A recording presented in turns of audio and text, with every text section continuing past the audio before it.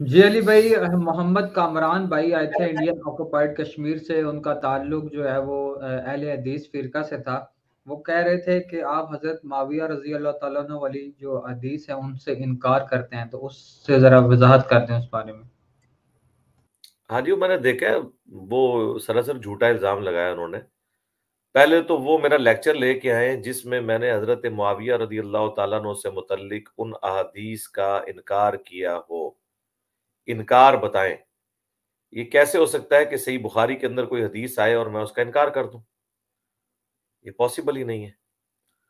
سمندری جہاد والی جس حدیث کا وہ ذکر کر رہے ہیں، میں نے کس لیکچر کے اندر اس کا انکار کیا ہے؟ ٹائم قیامت تک ہے، ہمارا اتنا جگر ہے، ہم جسے بھی ٹائم دیتے ہیں نا، قیامت تک کے لیے ٹائم دیتے ہیں۔ قیامت تک ٹائم ہے، وہ میری ویڈیو لے کے آئے جس میں نے بخاری شریف کی اس حدیث کو ضعیف کہا ہو یا میں نے اس حدیث کا انکار کیا ہو۔ اب رہ گئی اس میں فضیلت آنا، تو سب سے پہلے تو امام بخاری کے سامنے آپ پروٹیسٹ کریں کہ انہوں نے حضرت میر معاویہ رضی اللہ تعالیٰ عنہ کے چیپٹر میں جو فضائل کے اوپر چیپٹر باندھا اور اس کا نام رکھا ذکر معاویہ، اس چیپٹر کے اندر انہوں نے سمندری جہاد والی حدیث کیوں نہیں لی؟ سب سے پہلے تو امام بخاری سے اس کا پروٹیسٹ کریں کہ جو آپ کی عقابی نظریں اس فضیلت کے اوپر پہنچ گئی تھی، تو امام بخاری سے یہ اوور لک کیوں ہوئی؟ وہ تو ایک ایک حدیث کو درجنوں جگہ کے اوپر ریپیٹ کرتے ہیں جب جب اس ٹاپک اس سے ریلیٹڈ آتی ہے چیز۔ مثلا حدیث قرطاس جو ہے، وہ آخری وقت میں جو نبی علیہ السلام نے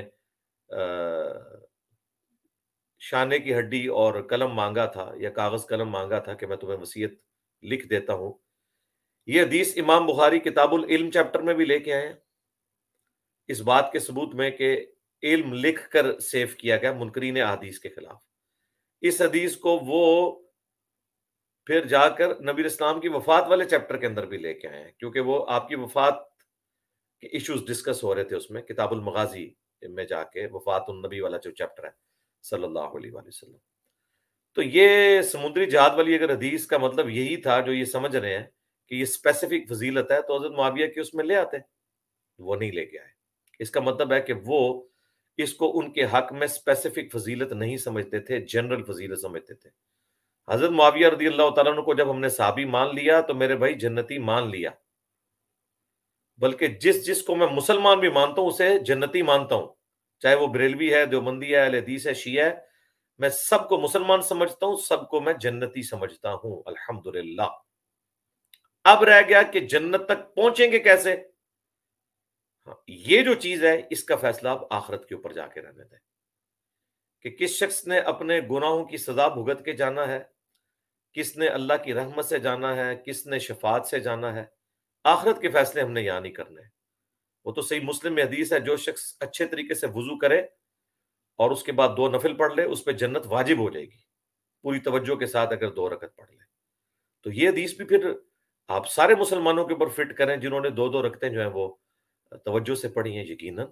اب اس سے یہ نہیں ہوگا کہ اس نے جو بعد میں کوئی کرتوت کیے ہیں تو وہ اس کے لیے کمپنسیشن ہو جائیں گے، ناٹ ایٹ آل۔ غلطیاں اپنی جگہ غلطیاں رہیں گی۔ کسی شخص کی فضیلت اس کی غلطیوں کا کفارہ کبھی بھی نہیں بن سکتی، ناٹ ایٹ آل۔ جبکہ اس شخص کے بارے میں نبی علیہ السلام کی اتنی سخت وعیدیں موجود ہوں۔ صحیح بخاری 2812، عمار کو ایک باغی جماعت قتل کرے گی، عمار انہیں اللہ اور جنت کی طرف بلا رہے ہوں گے اور وہ جماعت جہنم کی طرف بلا رہی ہوگی۔ تو نبی علیہ السلام کو یہ چیز پتہ تھی کہ کون سی جماعت جہنم کی طرف جانے والی ہے، لے جانے والی ہے، اور کون سی جنت کی طرف ہے۔ ہم ان دونوں کے کمپیریزن میں بات کرتے ہیں، اور اس میں ہم یہ مشاجرات صحابہ نہیں ہے۔ مشاجرات صحابہ یہ ہے کہ جب آپس میں کوئی 2 لڑیں اور ہم ان کے بارے میں اپنی رائے دیں۔ جب ہم اللہ کے نبی کی رائے دے رہے ہیں نا، تو سر پھر صحابی ہو یا آج کا امتی یا قیامت تک آنے والا کوئی امتی، وہ سب برابر ہے۔ جتنا ڈفرنس خالق اور مخلوق میں ہے نا، اسی اعتبار سے چلیں اتنا تو نہیں، لیکن اسی اعتبار سے ڈفرنس ایک نبی اور امتی میں ہے، چاہے وہ امتی حضرت ابوبکر صدیق، حضرت عمر، عثمان و علی ہوں، چاہے آج کا ہو، چاہے قیامت تک کا کوئی امتی ہو۔ تو جب ہم کسی امتی کو، چاہے وہ صحابی ہے یا آج کا ہے، اس کو نبی علیہ السلام کی حدیث سناتے ہیں تو اسے سیکھ پا نہیں ہونا چاہیے، اسے مشاجرات صحابہ نہیں کہنا چاہیے۔ یہ نبی صلی اللہ علیہ وآلہ وسلم کا فیصلہ ہے، اسے مشاجرات صحابہ کہنا اور اس کے اوپر کہنا کہ ہم ورڈکٹ دے رہے ہیں. ہم کون ہوتے ہیں ورڈکٹ دینے والے؟ اور جو شخص یہ کہے کہ نبی علیہ السلام کی یہ حدیثیں بیان کرنا حرام ہے، صحابہ کے آپس کو اختلافات پہ جو حضور نے جو ان کے بارے میں رائے دی ہے وہ بیان کرنا حرام ہے، تو پھر ہم کہیں گے کہ میرے بھائی پھر اپنی عقل کا علاج کروائیں آپ. ان کے پاس ایسا ہے کہ ایک حضرت سلمان فارسی کی روایت تھی ابو داؤد سے کہ انہوں نے حذیفہ ابن یمان کو ڈانٹا تھا کہ نبی علیہ السلام بعض اوقات غصے کی حالت میں بھی کوئی بات کرتے تھے کسی صحابی کے بارے میں، تو آپ اس طرح نہ کیا کریں. وہ تو ہم نے بھی کبھی بیان نہیں کی ہے.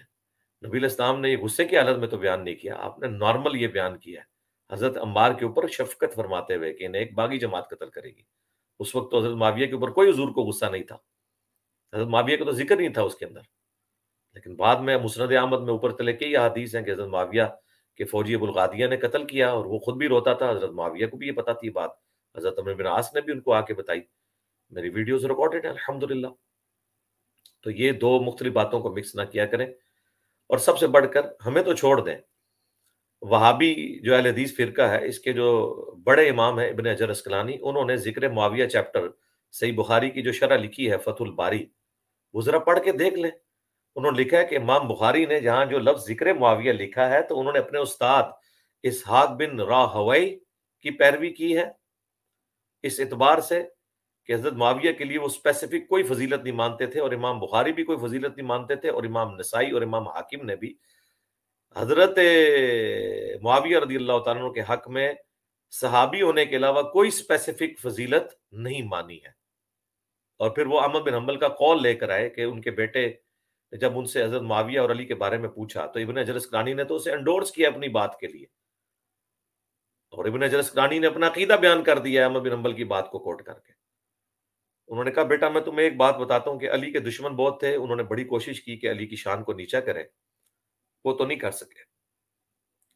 تو پھر وہ ایک دوسرے شخص کے پیچھے چل پڑے تاکہ اس کی شان کو بڑھانے کی کوشش کریں، یعنی معاویہ ابن ابی سفیان کو. لیکن پھر ابن حجر اسقلانی نے کہا کہ امام احمد بن حنبل نے کہا اس طرف اشارہ تھا کہ حضرت معاویہ کے حق میں جتنے فضائل ہیں وہ سب کے سب جھوٹے ہیں. موضوعات شریف پوری جو لکھی ہے ابن جوزی نے کیٹاگوریکلی. علم حدیث میں یہ چیز بھی مانی جاتی ہے کہ ضعیف یا جھوٹی حدیث کی ایک نشانی یہ بھی ہوتی ہے کہ وہ حضرت معاویہ کے حق میں ہوتی ہے رضی اللہ تعالیٰ عنہ. آپ اندازہ کریں، اس وقت ہمارے کورس کی کتاب میں بھی پڑھائی جا رہی ہیں پی ایچ ڈی لیول کے اوپر بھی. خلیل الرحمان چشتی صاحب ایک اہل حدیث عالم ہیں، چشتی وہ اس لیے کہ وہ نسلن تھے، انہوں نے باقاعدہ ایک کتاب لکھی ہے، میں نے کئی دفعہ دکھائی بھی، بائی چانس میرے ٹیبل پہ شاید امید ہے پڑھی بھی ہو. ہاں یہ کتاب ہے حدیث کی اہمیت اور ضرورت، الفوظ اکیڈمی نے شائع کی ہے، خلیل الرحمان چشتی صاحب کی. اور یہ وہ کتاب ہے جو شیخ زبیر صاحب اتنی پسند کرتے تھے کہ کمال کام کیا، اس میں بھی انہوں نے باقاعدہ لکھا ہے. تو یہ انکار تو آپ کے اماموں نے کیا ہوا ہے، ہم تو ان کو صحابی مانتے ہیں، اس سے بڑی اور کون سی فضیلت ہوگی. لیکن اس کے پیچھے آپ ان کو چھپا نہیں سکتے، ان کی سے جو غلط کام قرآن و سنت کے خلاف ہوئے. جس طرح حضرت عثمان کے پیچھے بنو امیہ نہیں چھپ سکتی، حضرت عثمان تو خلیفہ راشد ہے.